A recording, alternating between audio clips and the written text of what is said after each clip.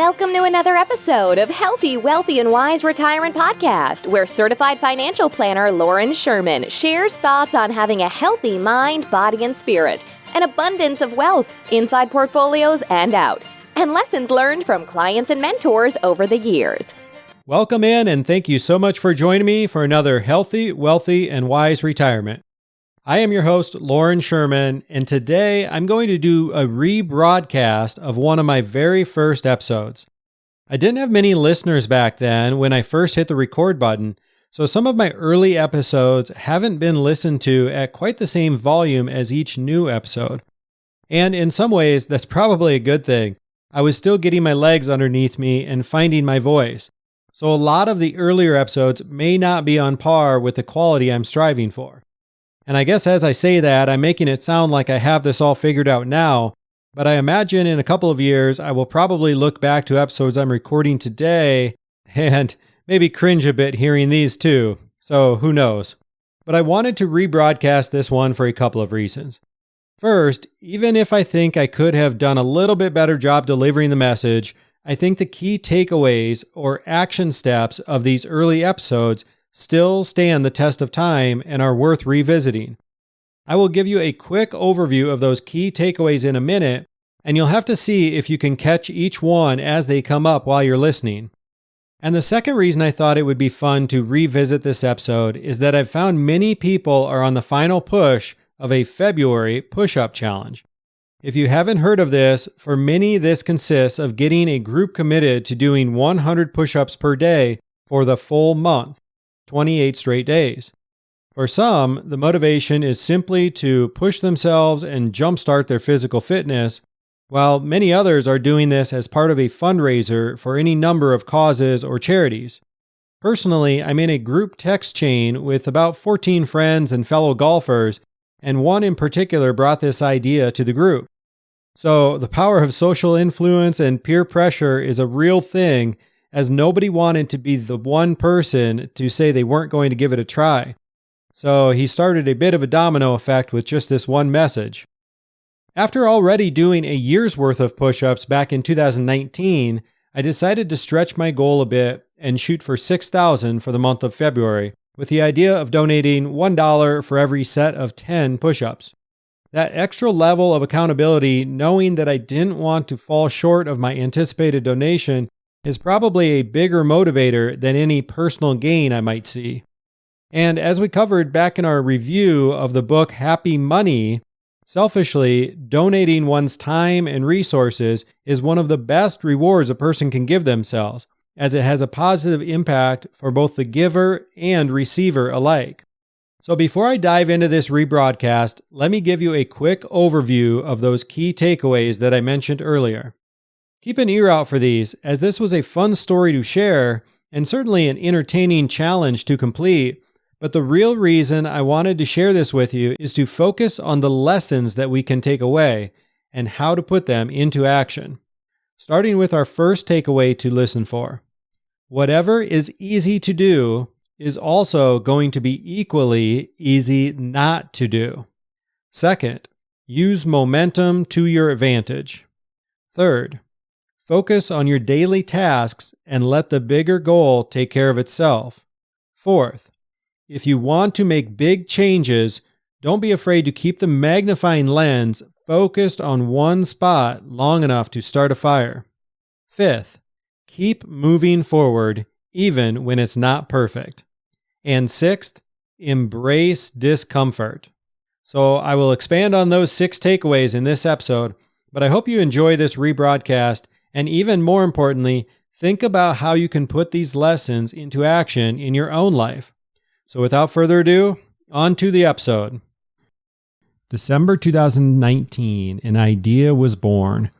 As I was working through some intensive financial planning classes for the WMCP designation, which stands for Wealth Management Certified Professional, I found myself a bit out of balance, spending many hours studying and any remaining time working with clients. I had completely neglected my workout routine, which was basically non-existent at this point. I remember hearing that the best way to improve something is to keep track of it, so in mid-December of 2019, I started to record the days I worked out. I'm not much for New Year's resolutions, but heading into 2020, I decided I would add another element to bring some more consistency to my workouts, a push-up per day. I got the idea about 10 years ago when I met a group of friends at a wedding who were all seeing how many days of the year they could go. January 1st, they did 1 push-up, January 2nd, 2, all the way to December 31st for 365 on the last day of the year, or 366 in the case of 2020. At the time, I thought it was a pretty strange idea and not all that logical since you'd be working out the same muscles over and over, neglecting others. But much of life isn't necessarily about optimizing everything. It's about keeping your momentum and simply continuing on a path. Dave Ramsey talks about paying off debt in much the same way, saying it's more important to keep the momentum of closing out debt rather than focusing on interest rates. Doing the same thing over and over may not be ideal, but you're sure to see results faster and therefore, hopefully, keep your momentum moving in the right direction. In the past, I put this same concept of small daily commitments yielding big results to the test, as I devoted just 20 minutes each morning to reading. The cumulative effort after 3 years and many skipped days was still a tally of over 150 books. My pace has slowed a bit since then, but the habit has stuck. So this was my inspiration for my daily push-up challenge, logical or not. 6 lessons learned from a year of push-ups.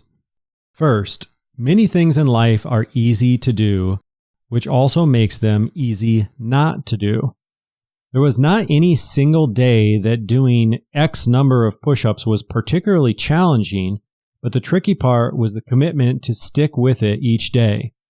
Some ideas to make your habits more sticky include track your progress, build habits into your routine, keep your end goal in mind, and automate positive behaviors as much as possible. I'll let you in on a little secret. I actually wrote an article about this before I had finished my goal. This brings up another idea to make your habits more sticky. Share them with others for added accountability. Second, if you have something to do, get started and it will only get easier with the momentum you have created. The first set of push-ups each morning was always the hardest of the day. Once I had broken through that barrier and my muscles were awake, the rest got easier. As with most things in life, we know what needs to be done, but procrastination can get in the way. I've found the worry that accompanies procrastination is almost always worse than the task itself. Third, big goals come in bite-sized steps. In January, I didn't do the math to figure out how many push-ups this would add up to for the year, which was probably a good thing. For me, looking at the final goal can be inspiring in some cases, but feel like too big of a hill to climb in others. When the goal is positive in nature, it may be helpful to keep the big picture in front of you for encouragement and to help you stay on track. In other cases, keeping a laser focus on one day at a time might be better. This could change from goal to goal and even from person to person, so it's probably best to do some trial and error to see what works for you. In either case, you cannot reach your final goal without taking incremental steps one day at a time. Fourth, balance in life is key, but don't overlook immersion. We think of balance as perfectly centered down the middle, but real change often happens by immersing yourself into something completely, which leads to zigs and zags.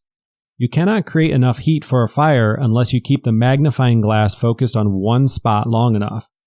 In life, you'll never want to completely lose focus of family, faith, your career, or whatever else is most important to you, but sometimes change requires a disproportionate amount of your time and energy, especially big changes. Going all in rather than dipping your toes in creates momentum, actually releasing endorphins that keep us coming back.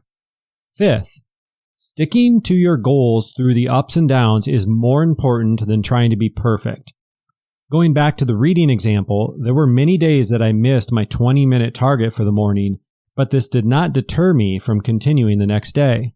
Same with my push-up routine. The first and only day I missed on the year came in August, and it would have been easy to call it quits and tell myself I made a good effort. I sometimes see this when reviewing people's retirement plans. It's easy to tell ourselves that improvements at age 65 or 75 don't matter because we weren't perfect or we messed up 10 or 20 years ago. Deep down, we all know it's never too late to make the right decisions and to continue working toward our goals. Sixth, getting comfortable being uncomfortable. When you're going to do something as crazy as a push-up per day or reaching after bigger goals, you have to be okay being in the minority and having others look at you funny. Positive change often requires courage and going against the grain. So when you inevitably feel a bit uncomfortable, it's best to acknowledge and embrace it rather than run from it. One of my favorite quotes from Mark Twain resonates. When you find yourself on the side of the majority, it's time to pause and reflect. I encourage you to think about whatever habits you've always wanted to create, but maybe they've been on the back burner for years. Once you have your list, pick one or two that are most important. And of course, the next step, start today. I know this episode was a bit different than some of our typical conversations, but hopefully you were able to find one or two techniques that you can apply in your own life. We will be back in 2 weeks to chat more. Until then, check out the show notes for any links or resources that we discussed on the show. Or if you'd like to meet our team and learn more, head on over to healthywealthywiseretirement.com.